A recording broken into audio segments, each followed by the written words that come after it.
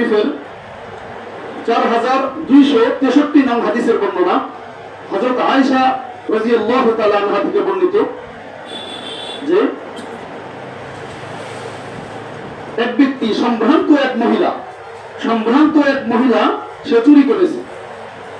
তখন কুরাইশদের মধ্যে একটা বিভক্তি হয়ে গেল যে কোনোভাবে শাস্তিটা মাফ করা যায় কিনা।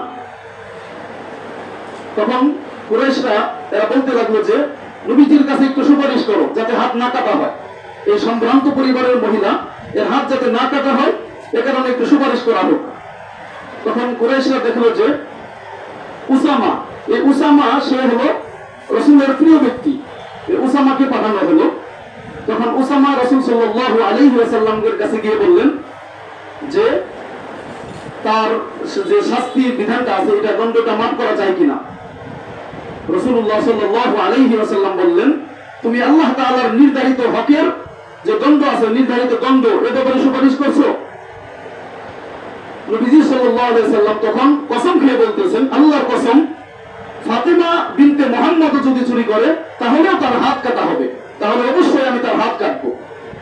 নবীজি সাল্লাল্লাহু আলাইহি ওয়াসাল্লাম এই জায়গায় বলতেছেন, আল্লাহর যে বিধানটা আছে দণ্ড, এই দণ্ড সুপারিশ করে কমানো যাবে না, মাফ করানো যাবে না।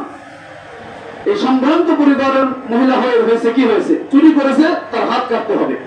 তো এখান থেকে আমরা এই হাদিস থেকে, মুসলিম শরীফের এই হাদিস থেকে আমরা জানতে পারলাম যে যে চুরি করবে, ডাকাতি করবে, অন্যায়ভাবে কারো সম্পদ দখল করবে, আত্মসাৎ করবে, যদি চুরি করে তাহলে গরিব হোক বা ধনী হোক, উচ্চ পদস্থ যত বড় কর্মকর্তাই হোক, তার হাত যদি কাটা হয় তাহলে দেখা যাবে যে এই চুরি এটা বন্ধ হয়ে যাবে।